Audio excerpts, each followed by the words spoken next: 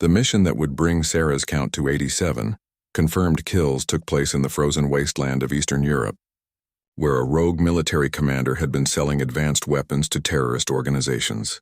The target operated from a heavily fortified facility that had once been a Soviet-era missile base, complete with underground bunkers and sophisticated air defense systems. Winter conditions were brutal, with temperatures reaching -30 degrees Fahrenheit and wind speeds that made accurate shooting nearly impossible during certain periods. Sarah's equipment had to be specially modified for Arctic operations, with heating elements for her scope and specialized lubricants that wouldn't freeze in the extreme cold. The mission required 2 weeks of preparation in Alaska, where Sarah trained with Arctic warfare specialists and tested equipment under conditions similar to those she would encounter in the operational area. Every piece of gear had to function perfectly in temperatures that could kill exposed humans within minutes. Commander Sullivan personally oversaw the mission planning, recognizing that this operation would likely be Sarah's most challenging yet. The target was protected by former Special Forces personnel from multiple countries, creating a security environment unlike anything she had previously encountered. These weren't militia fighters or common criminals.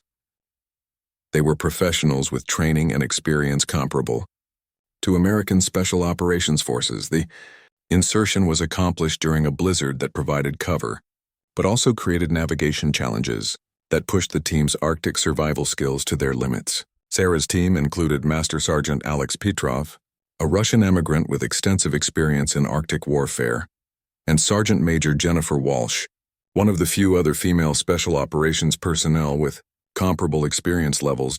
Establishing the firing position required digging into permafrost while maintaining complete concealment from thermal imaging systems that the target facility used for perimeter security.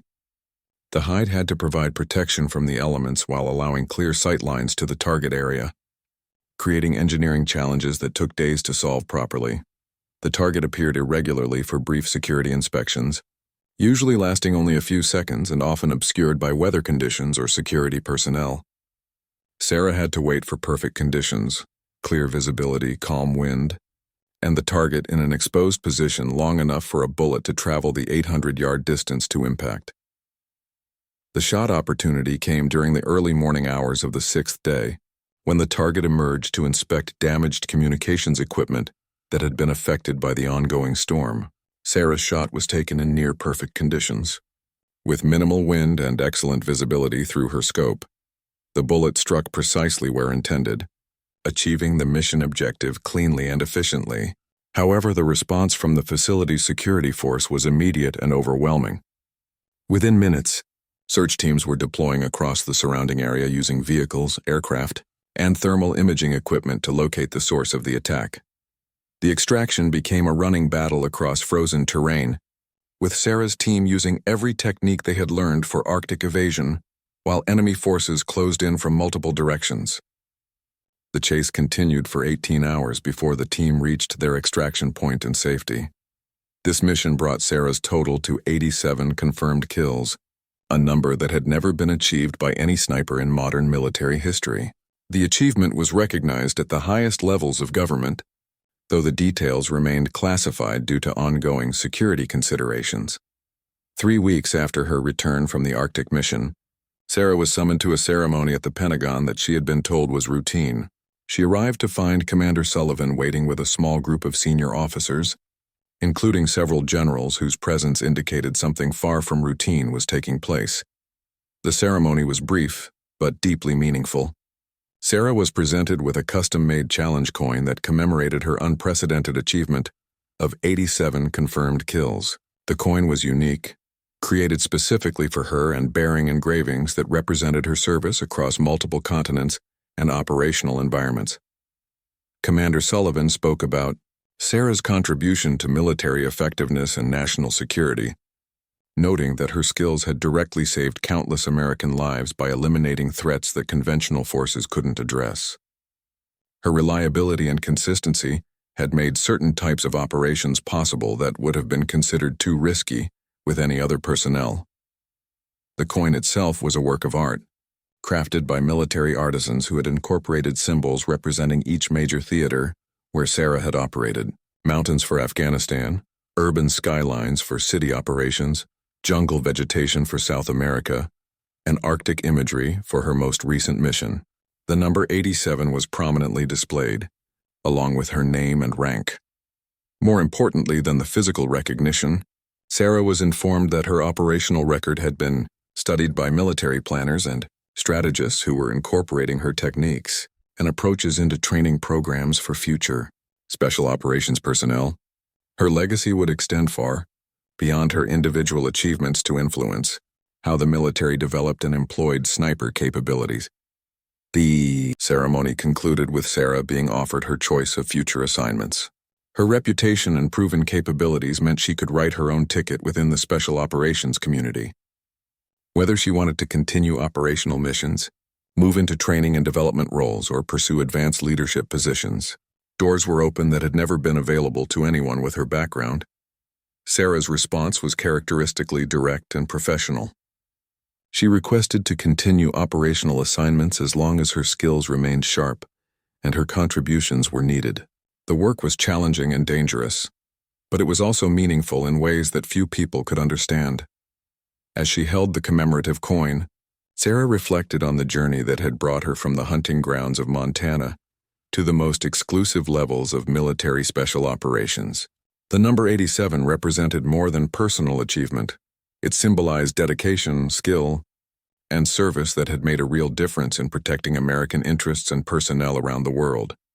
The coin would become a symbol within the special operations community, representing the highest standards of professional excellence and operational effectiveness. Sarah's story would inspire future generations of military personnel to push beyond perceived limitations and strive for levels of achievement that seemed impossible until someone actually reached them. Commander Sullivan watched as Sarah examined the coin, recognizing that this moment marked not an ending but a transition. Her operational career would continue, but her legend was already established. She had proven that exceptional individuals could still make decisive differences in modern warfare, despite all the technological advances and organizational changes that characterized contemporary military operations. By the end of her second year in special operations, Sarah had completed 43 missions across 12 different countries. Each operation added to her growing reputation within the military community, but also brought increasing scrutiny from higher command levels who wanted to understand how one soldier could be so consistently effective in such varied and challenging environments. The nature of her missions had evolved significantly from the early assignments. Instead of single-target eliminations, Sarah was now being tasked with complex operations involving multiple objectives, time-sensitive intelligence gathering, and coordination with various international partners. Her role had expanded beyond pure marksmanship to include strategic planning and tactical leadership. Mission 57 took place in the dense jungles of South America, where a drug cartel leader had been coordinating with terrorist organizations to fund attacks against American interests. The target was protected by a small army of well-equipped mercenaries and operated from a fortified compound deep in territory that was effectively beyond government control. The environment presented challenges Sarah had never encountered before. The humidity was crushing, making equipment maintenance extremely difficult and affecting both human performance and mechanical reliability. Vegetation was so thick that visibility was limited to a few dozen yards in most directions, requiring completely different tactical approaches than her previous assignments. Sarah's team for this mission included specialists in jungle warfare, each bringing unique skills necessary for operating in this demanding environment. Sergeant First Class Maria Santos provided expertise in tropical survival and navigation, while Staff Sergeant Robert Kim handled communications equipment specifically, designed for jungle conditions where traditional radio signals were often blocked by the dense canopy. The approach to the target required 5 days of movement through terrain that seemed designed to prevent human passage. Rivers, swamps, steep ravines, and vegetation so thick it required constant cutting created obstacles that tested every aspect of the team's training and endurance. Progress was measured in hundreds of yards rather than miles. Wildlife added another layer of complexity to the operation. Venomous snakes, aggressive insects, and large predators required constant vigilance and specialized protective measures. The team's medical supplies included treatments for dozens of different tropical diseases and toxic exposures that could incapacitate or kill unwary soldiers. Establishing the observation position required careful clearing of vegetation to create shooting lanes while maintaining complete camouflage from aerial surveillance that the cartel conducted regularly using small aircraft and drones. Sarah's hide had to be virtually invisible from any angle while providing clear lines of sight to the target compound. The compound itself was heavily fortified, with multiple layers of security that included electronic surveillance, roving patrols, and defensive positions that could bring significant firepower to bear on any threat. Intelligence estimates suggested over 50 armed personnel protected the facility, many with military training and combat experience. Sarah's target presented himself for only brief moments during irregular security inspections of the perimeter defenses. The shot distance was moderate at 350 yards, but the environmental factors made it one of the most challenging she had ever attempted. Humidity affected bullet trajectory, while heat shimmer created visual distortions that complicated precise aiming. When the opportunity finally came, Sarah's shot was perfect despite the difficult conditions. The target dropped immediately, and the immediate response from his security force was swift and professional. However, their focus was on ground-based threats approaching the compound, not on a sniper position established days earlier in seemingly impassable jungle. The extraction required 3 days of movement through different terrain, as the team couldn't risk using the same routes they had followed during insertion. Behind them, they could hear helicopters and search teams combing the jungle. But the team's knowledge of evasion techniques and the jungle's natural concealment allowed them to reach safety without detection. This mission brought Sarah's confirmed count to 58, a number that was beginning to attract attention from the highest levels of military command. No other sniper in modern military history had achieved such a high number of successful operations across such diverse environments and target types. The Pentagon began conducting detailed analysis of Sarah's methods and success factors, hoping to identify techniques and approaches that could be taught to other special operations personnel. However, the studies revealed that her success resulted from a unique combination of natural talent, extensive training, psychological factors, and circumstances that would be extremely difficult to replicate. Mission planning sessions now specifically included Sarah in strategic discussions, recognizing that her experience and insights had become valuable beyond her shooting skills. Her ability to assess operational feasibility, identify potential problems, and suggest tactical modifications had proven valuable for mission success rates across multiple operation types. The psychological evaluation reports noted that despite the high operational tempo and stress, Sarah remained remarkably stable and focused. Her ability to compartmentalize the emotional aspects of her work while maintaining situational awareness and tactical effectiveness was considered exceptional by military psychologists who had studied combat stress factors for decades. Between missions, Sarah continued her training regimen, but now she was also training others. Selected military personnel were sent to work with her to learn advanced techniques and approaches that had contributed to her success. Her teaching ability proved to be as exceptional as her operational skills.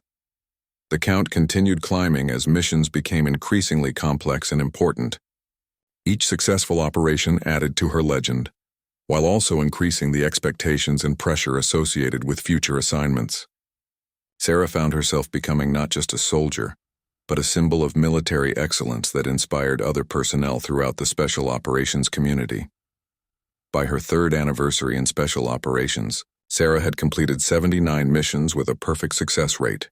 The number itself was remarkable, but the consistency and reliability of her performance under the most demanding conditions possible had established her as one of the most valuable military assets in the American arsenal. Command structures had evolved to protect and maximize her effectiveness, with entire support organizations dedicated to ensuring her missions had the best possible chance of success. Equipment, intelligence, logistics, and personnel were all optimized around her capabilities and requirements. Word of Sarah's successful mission spread quickly through military circles, though the details remained classified. Within weeks, she found herself receiving assignments that previous female soldiers had never been offered. Her exceptional marksmanship skills and proven ability to perform under extreme pressure made her invaluable for operations that required precision and reliability. The Second mission came just 6 weeks after her return from Afghanistan. This time, the target was a terrorist cell leader operating in the dense urban environment of a Middle Eastern city. The challenges were completely different from the mountain operation: crowded streets, civilian populations, and the need for complete stealth in an environment where discovery would mean certain death. Sarah studied the mission briefings with the same methodical attention she brought to everything. The target moved through the city using a network of safe houses, never staying in one location for more than a few hours. Intelligence sources had identified his pattern of movement, but the window for a successful shot would be extremely narrow. The urban environment required different equipment and tactics.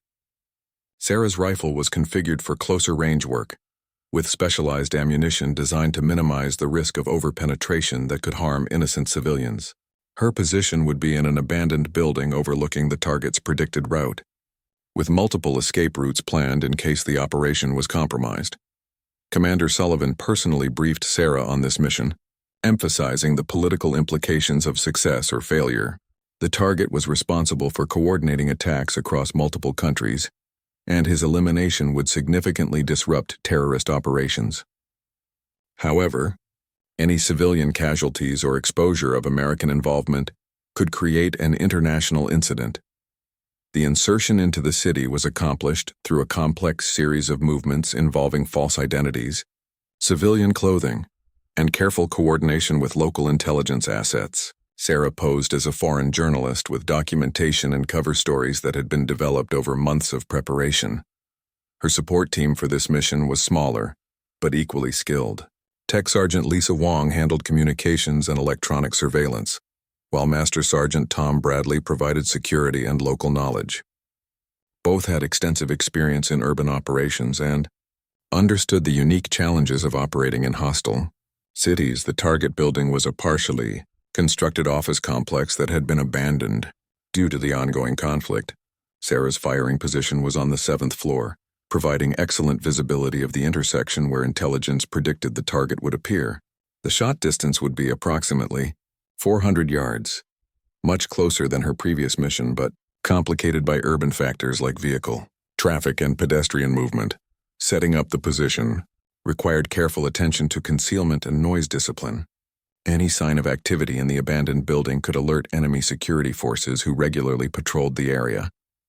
Sarah's equipment was arranged to allow for rapid target acquisition while maintaining complete invisibility from street level. The waiting period for this mission lasted 3 days. During this time, Sarah observed the rhythm of life in the city below, noting patterns of civilian movement, security patrol schedules, and the subtle signs that indicated when something unusual was happening. Her ability to read the environment became crucial for mission success.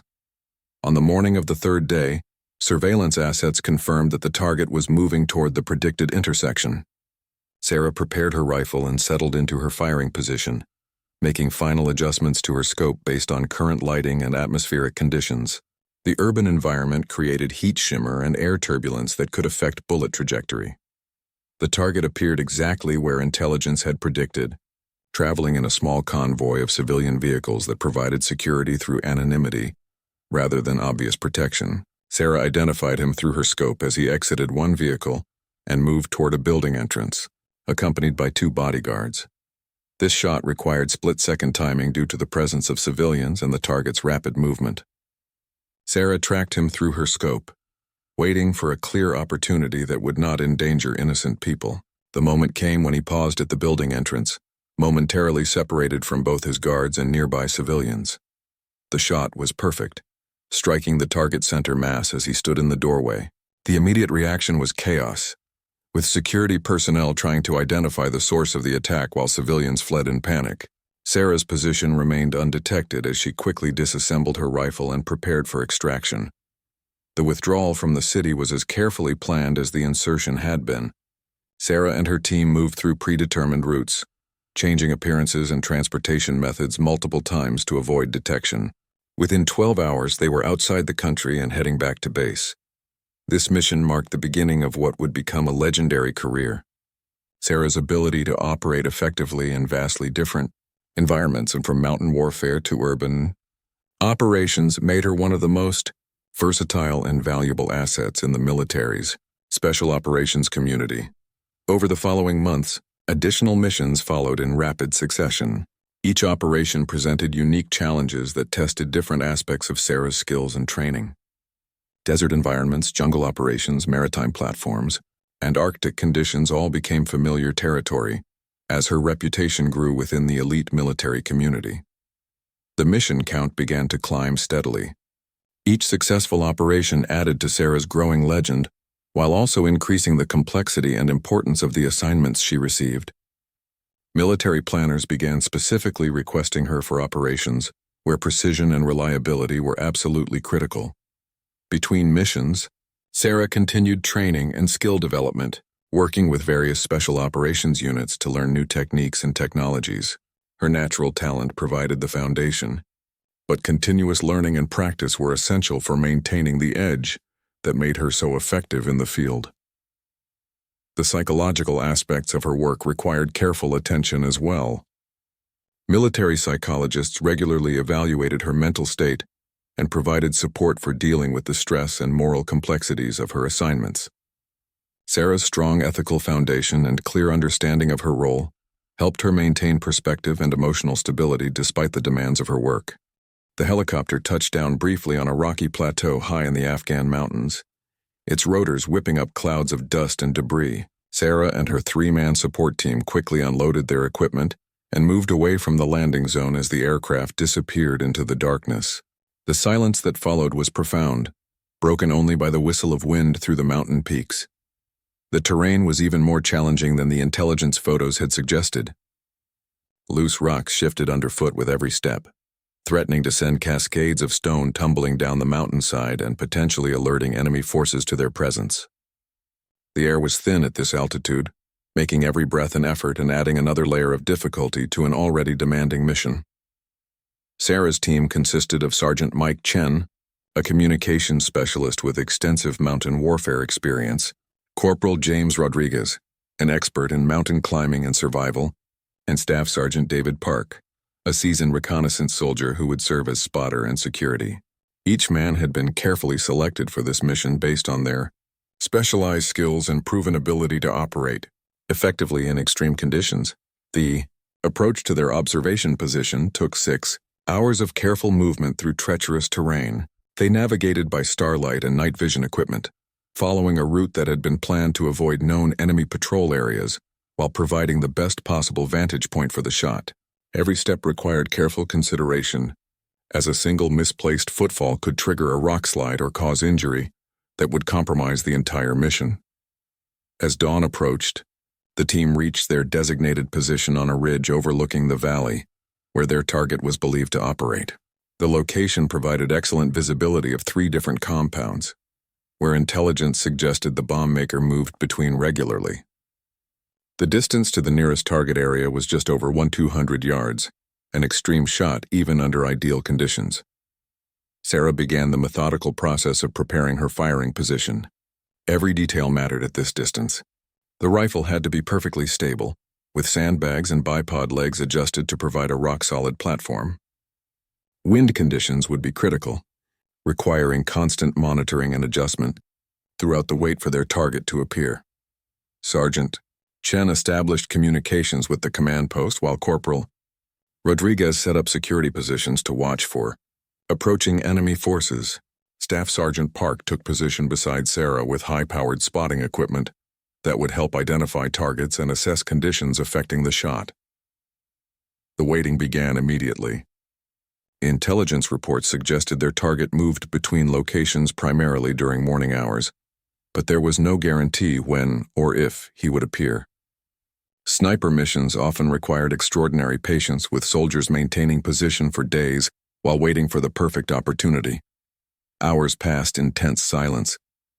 The mountain valley below showed occasional signs of activity: local villagers moving between buildings, children playing in dusty courtyards, and occasional vehicles traveling the rough roads that connected the scattered settlements. Through her scope, Sarah could see the details of daily life continuing in the midst of a war zone. Near midday, movement at the primary target compound caught Park's attention. Several vehicles had arrived, and men in military clothing were unloading equipment.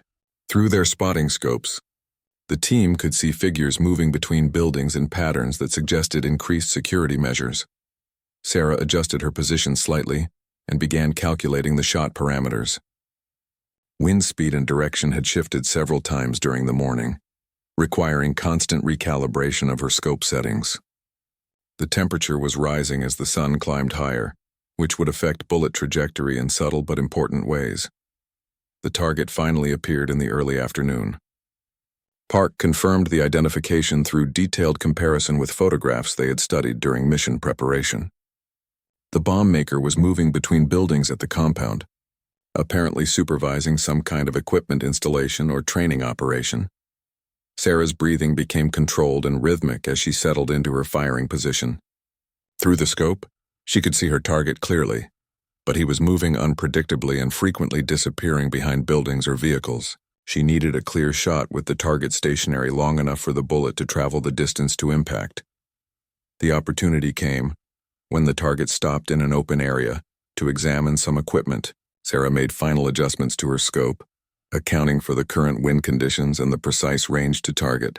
Her finger found the trigger as she controlled her breathing, waiting for the perfect moment between heartbeats when her aim would be most stable. The shot broke cleanly, the rifle recoiling against her shoulder as the bullet began its long journey across the valley. At this distance, there would be a noticeable delay before impact, during which the target could potentially move or take cover. Sarah maintained her sight picture, watching through the scope as events unfolded. The bullet struck exactly where she had aimed, and the target dropped immediately. Confusion erupted at the compound as people tried to understand what had happened and where the shot had originated. Within seconds, security forces were scrambling to establish perimeter defenses and search for the source of the attack. Park confirmed the successful hit, while Chen radioed the mission results to command. Rodriguez was already preparing the team's withdrawal route, as they needed to vacate their position quickly before enemy forces could organize an effective search of the surrounding mountains. The extraction began immediately, with the team moving rapidly down predetermined escape routes that would take them to a secure pickup zone several miles away. Behind them, they could hear vehicles racing through the valley as enemy forces launched their search operation, but the team's head start and knowledge of the terrain gave them a significant advantage in the race to reach safety. 3 weeks after her demonstration at the shooting range, Sarah found herself sitting in a classified briefing room deep within the Pentagon. The room was sterile and windowless, filled with maps, satellite images, and tactical displays that painted a grim picture of ongoing conflicts around the world. Commander Sullivan sat across from her, along with several other high-ranking military officials, whose presence indicated the importance of whatever mission was being discussed. The assignment was unlike anything Sarah had encountered during her training.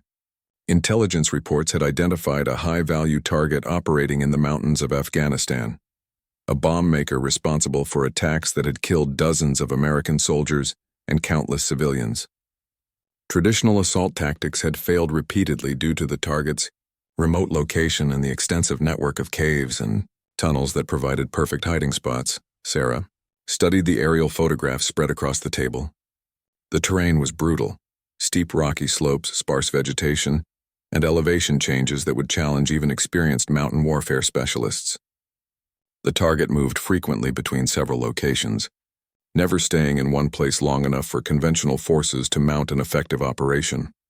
Colonel Martinez, the mission commander, explained the strategic importance of eliminating this particular threat. The bomb maker's devices had become increasingly sophisticated, suggesting outside training and support. Every day he remained operational meant more American lives at risk and continued destabilization of the region.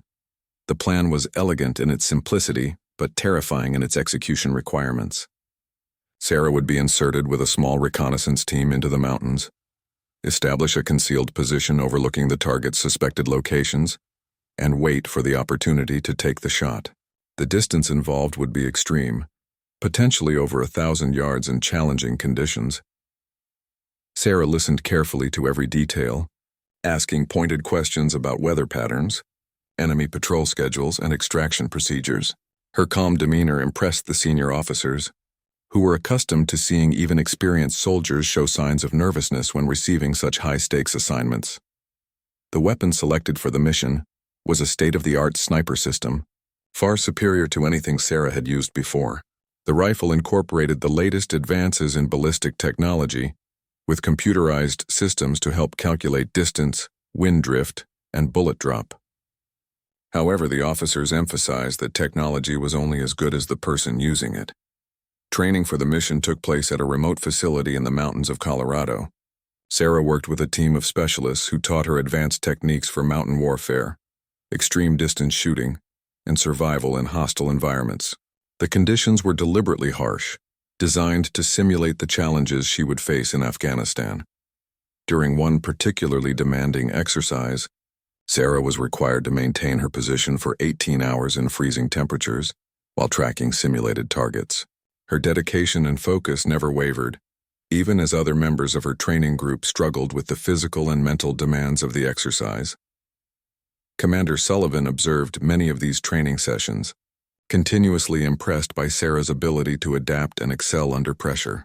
Her shooting skills, already exceptional, improved even further as she learned to work with the advanced rifle system. More importantly, she demonstrated the patience and mental discipline essential for sniper operations. The psychological preparation was equally important. Military psychologists worked with Sarah to prepare her for the reality of taking human life in combat. Unlike the controlled environment of a shooting range, real combat brought emotional and ethical complexities that could affect even the most skilled soldiers. Sarah's background hunting with her father provided some preparation for this aspect of the mission. She understood the weight of taking life and the responsibility that came with such power. However, the military context added layers of complexity that required careful consideration and preparation. As her departure date approached, Sarah completed final equipment checks and reviewed mission details one last time. Every piece of gear had been selected for maximum effectiveness, while minimizing weight and bulk. In the mountains of Afghanistan, every ounce would matter during the long approach to her firing position. The night before deployment, Commander Sullivan met privately with Sarah for a final conversation. He expressed confidence in her abilities while acknowledging the challenges ahead. The mission's success would depend entirely on her skills, judgment, and ability to perform under extreme pressure. Sarah appreciated the commander's honesty about the dangers involved. The target was well protected and surrounded by hostile forces who would respond aggressively to any perceived threat. Once she took the shot, the extraction would become a race against time as enemy forces converged on her position. Despite the risks, Sarah felt ready for the challenge. Her training had been thorough, her equipment was the best available, and her skills had been proven repeatedly. The opportunity to use her abilities in service of her country and fellow soldiers provided motivation that went beyond personal achievement. As she prepared for sleep before the long journey ahead, Sarah reflected on the path that had brought her to this moment. From hunting deer in Montana forests to preparing for a critical military operation in Afghanistan, represented a journey that few people could imagine. Tomorrow would test everything she had learned and determine whether her exceptional abilities could translate into mission success when lives hung in the balance. The desert sun blazed overhead as Sarah Martinez stepped onto the military shooting range at Camp Pendleton. Dust swirled around her boots as she surveyed the long stretch of targets positioned at various distances. Today was different from her usual training sessions. Word had spread through the base about the new female recruit, who had been breaking records in marksmanship training, and now she found herself under the watchful eyes of some of the most elite soldiers in the military. Commander Jake Sullivan, a decorated Navy SEAL with 15 years of combat experience, stood with his arms crossed near the equipment station. His weathered face showed skepticism as he watched Sarah approach. He had seen countless recruits come and go, many with big promises and little delivery. The buzz about this particular soldier seemed too good to be true. Sarah had grown up in rural Montana, where hunting was a way of life. Her father, a former Marine, had taught her to shoot when she was barely tall enough to hold a rifle properly. By age 12, she could hit a target at 300 yards consistently. Her natural talent, combined with years of practice in the wilderness, had shaped her into something extraordinary. The other soldiers gathered around the range, their conversations dying down as Sarah began setting up her equipment. She moved with quiet confidence, checking her gear methodically. Her rifle was a standard military issue, Nothing special. But in her hands it might as well have been a precision instrument crafted by master gunsmiths. Commander Sullivan approached her with a slight smirk. The morning briefing had mentioned her impressive scores, but he remained unconvinced. Too many soldiers looked good on paper only to crumble under real pressure. He had decided to put her abilities to a proper test. Without warning, he tossed her his personal MRAD sniper rifle. The weapon flew through the air and Sarah caught it smoothly with one hand. The rifle was jammed. Its bolt mechanism stuck from the previous day's training exercise. Several soldiers had already tried to clear it without success. "Fix it and show me what you've got," Sullivan said, his voice carrying the authority of someone accustomed to being obeyed without question. Sarah examined the rifle quickly, her fingers working over the mechanism with practiced ease. Within minutes she had identified the problem and cleared the jam. The watching soldiers exchanged glances, impressed despite themselves. Most recruits would have struggled with the unfamiliar weapon for much longer. She loaded the rifle and took her position on the firing line. The target stretched out before her at distances ranging from 200 to 800 yards. A gentle breeze moved across the range, barely noticeable to most observers but crucial information for a sniper calculating wind drift. Sarah's breathing became controlled and rhythmic. Her body settled into the shooting position as naturally as a bird landing on a branch. Through the scope, she studied the first target, making minute adjustments to account for distance, wind, and the rifle's particular characteristics. The first shot rang out across the range, sharp and clean. 800 yards away, the target showed a perfect center hit. The murmur of conversation among the watching soldiers stopped entirely. Sarah worked the bolt smoothly and acquired the next target. Shot after shot followed in steady succession. Each bullet found its mark with devastating accuracy. The targets at various distances all showed the same result. Precise hits that would have been fatal in combat situations. The rifle that had been giving other soldiers trouble seemed to sing in Sarah's capable hands. Commander Sullivan's expression gradually changed from skepticism to genuine surprise, then to something approaching awe. In his years of military service, he had worked alongside some of the finest marksmen in the world, but what he was witnessing was something special. This young soldier possessed a rare combination of natural talent, technical skill, and mental composure that couldn't be taught. The final shot echoed across the range, and silence settled over the group. Sarah set the rifle down and turned to face Commander Sullivan, her expression calm and professional. She showed no signs of excitement or pride, treating her exceptional performance as simply another day's work. Sullivan walked over to examine the targets, though the results were already clear to everyone present. Every shot had been a kill shot, placed with surgical precision despite the unfamiliar weapon and the pressure of performing before an audience of elite soldiers. As he returned to where Sarah stood waiting, Sullivan felt a shift in his perception. This wasn't just another promising recruit. This was someone who could change the dynamics of any mission she joined. Her skills were beyond impressive. They were potentially game-changing in the right circumstances. The other soldiers began to disperse, their conversations animated as they discussed what they had just witnessed. Sarah began cleaning the rifle with the same methodical attention she had shown throughout the demonstration, seemingly unaffected by the stir she had caused. Commander Sullivan remained nearby, studying this remarkable soldier, who had just redefined his understanding of what was possible. He was already beginning to formulate plans for how someone with these abilities might be utilized in upcoming operations. The morning's test had revealed something far more significant than anyone had expected.